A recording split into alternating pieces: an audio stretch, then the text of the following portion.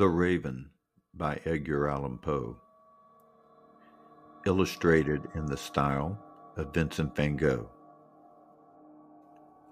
Once upon a midnight dreary, while I pondered weak and weary over many a quaint and curious volume of forgotten lore, while I nodded, nearly napping, suddenly there came a tapping, as of someone gently rapping at my chamber door. "'Tis some visitor," I muttered, tapping at my chamber door. Only this, and nothing more. Ah, distinctly I remember, it was in the bleak December, and each separate dying ember wrought its ghost upon the floor. Eagerly I wished the morrow, vainly I had sought to borrow from my book surcease of sorrow, sorrow for the lost Lenore, for the rare and radiant maiden whom the angels name Lenore, nameless here forevermore. And the silken, sad, uncertain rustling of each purple curtain thrilled me, filled me with the fantastic terrors never felt before, so that now, to still the beating of my heart, I stood repeating, "'Tis some visitor entreating entrance at my chamber door, some late visitor entreating entrance at my chamber door. This it is, and nothing more."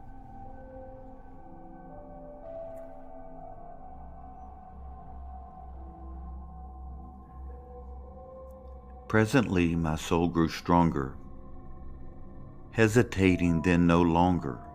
"Sir," said I, "or madam, truly your forgiveness I implore. But the fact is I was napping, and so gently you came rapping, and so faintly you came tapping at my chamber door, that I scarce was sure I heard you. Here I opened wide the door. Darkness there, and nothing more." Deep into the darkness peering, long I stood there wondering, fearing, doubting, dreaming dreams no mortals ever dared to dream before. But the silence was unbroken, and the stillness gave no token. And the only word there spoken was the whispered word, "Lenore?" This I whispered, and an echo murmured back the word, "Lenore." Merely this, and nothing more.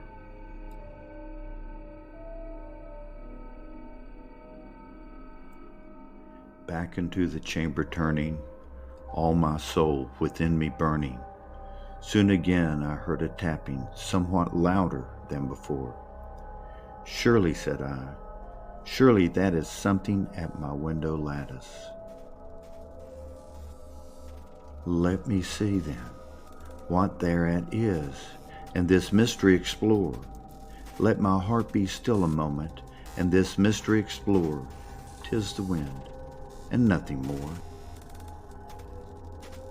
Open here I flung the shutter, when with many a flirt and flutter, in there stepped a stately raven of the saintly days of yore.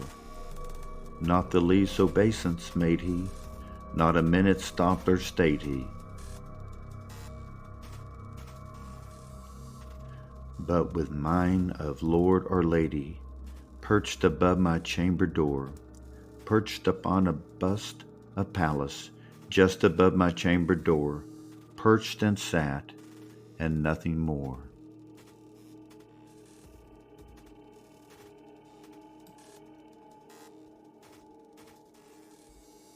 Then this ebony bird beguiling my sad fancy into smiling, by the grave and stern decorum of the countenance it wore. "Though thy crest be shorn and shaven, thou," I said, "art sure no craven. Ghastly grim and ancient raven, wandering from the nightly shore. Tell me what that lordly name is on the night's Plutonian shore. Quoth the raven, nevermore. Much I marveled this ungainly fowl, to hear discourse so plainly, though its answer little meaning, little relevancy bore, for we cannot help agreeing that no sublunary being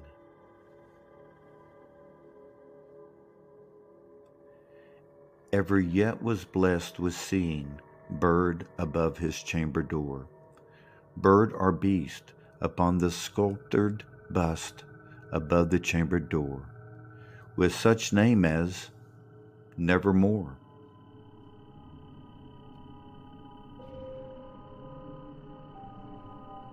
But the raven sitting lonely on the placid bust spoke only that one word, as if his soul in that one word he did outpour. Nothing further than he uttered, not a feather then he fluttered. Till I scarcely more than muttered, other friends have flown before, on the morrow he will leave me, as my hopes have flown before. Then the bird said, nevermore.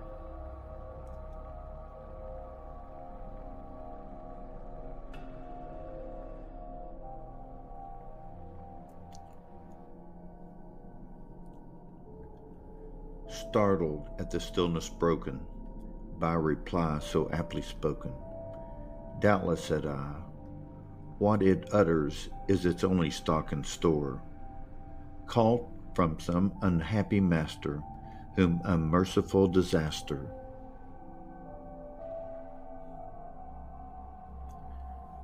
followed fast and followed faster, till his song one burden bore, till the dirges of his hope that melancholy burden bore, of never, nevermore.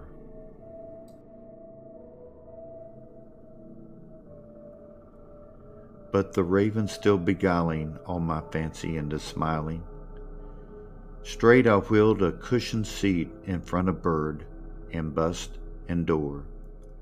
Then up on the velvet sinking, I betook myself to linking.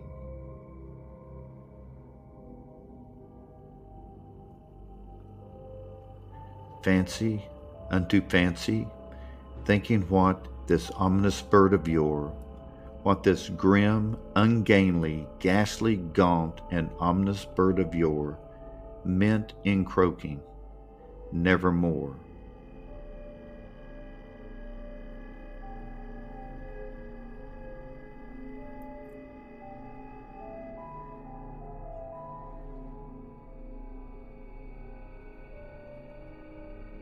This I sat engaged in guessing, but no syllable expressing, to the fowl whose fiery eyes now burned into my bosom's core.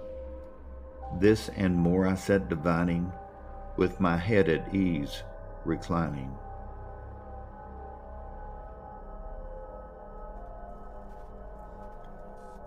On the cushion's velvet lining that the lamplight glowed o'er, but whose velvet violet lining with the lamplight gloating o'er, she shall press, nevermore.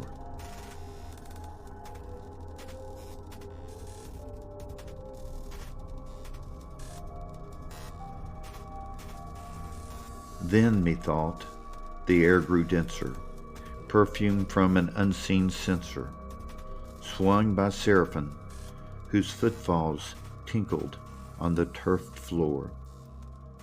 Wrench, I cried, thy God hath lent thee, by these angels he hath sent thee.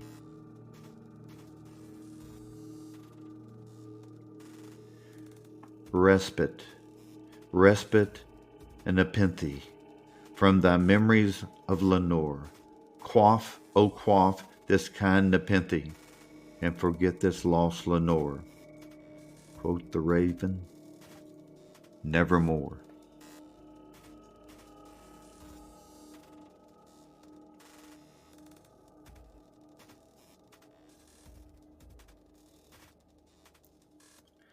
Prophet, said I, thing of evil, prophet still, if bird or devil, whether tempter sent, nor whether tempest tossed thee here ashore, desolate yet all undaunted, on this desert land enchanted.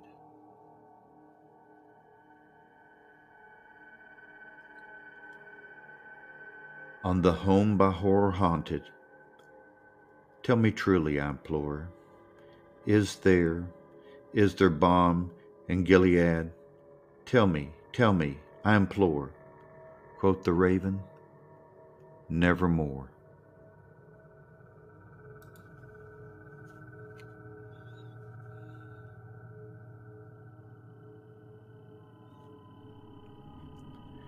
Prophet, said I, thing of evil, prophet still, if bird or devil, by that heaven that bends above us, by that God we both adore, tell this soul with sorrow laden, if within the distant Aidenn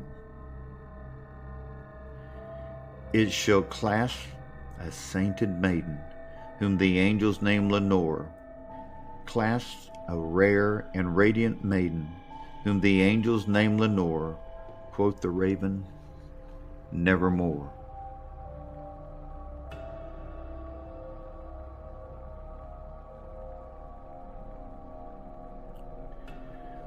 Be that word our sign of parting, bird or fiend, I shrieked upstarting. Get thee back into the tempest and the night's Plutonian shore. Leave no black plume as a token, or that lie thy soul has spoken.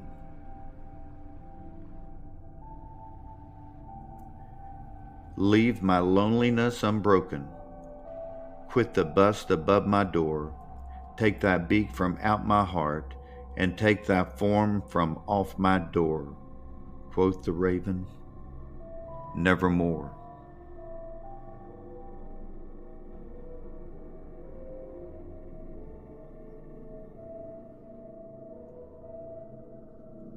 And the raven, never flitting, still is sitting